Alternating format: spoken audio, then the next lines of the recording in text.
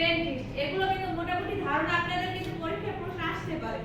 মানে এখন বর্তমানে আপনাদের ফেসবুক নিয়ে কাজ করা হচ্ছে, ফেসবুক পেজ নিয়ে, তাই না? এর অবশ্যই দুই একটা প্রশ্ন আসে, যেমন তথ্য প্রযুক্তি এক্সামেও কিন্তু আপনার আইসিটি এক্সামে বিভিন্ন ধরনের এইসব প্রশ্ন আসবে।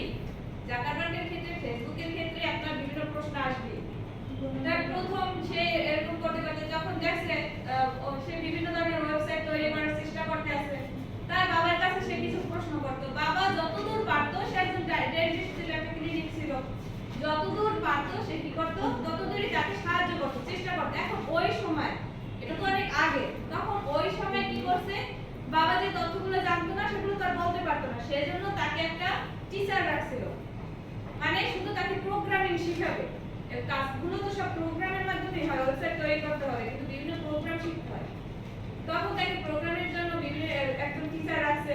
তো তা দেখে যে তার পাশাপাশি তার বাবাও তাকে অনেক মানে আগ্রহ দেখাচ্ছে কাজে। তা প্রথমে সে একদম সর্বপ্রথম একটা ওয়েবসাইট তৈরি করছিল। এত লেট কেন?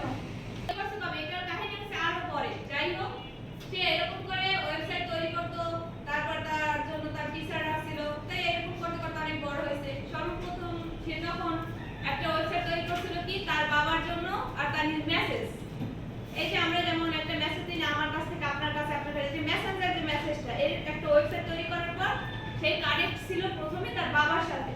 এখন দেখে ছেলে অনেক আগ্রহী, কি করে, এখন বিভিন্ন ধরনের ওয়েবসাইট তৈরি করছে। কিসের থেকে? তার বাবার যে ডেন্টাল মানে এরিয়া ছিল, ক্লিনিকটা ছিল, সেই ক্লিনিকের ক্ষেত্রে বিভিন্ন তথ্য আপডেট দেওয়ার জন্য কি করছে, বিভিন্ন ধরনের ওয়েবসাইট তৈরি করছে।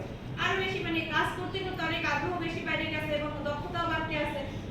যাই হোক, তারপর সে শেষ পর্যন্ত কবে 2003 সালে চান্স পাইছে কোথায়? হার্ভার্ড বিশ্ববিদ্যালয়। হ্যাঁ,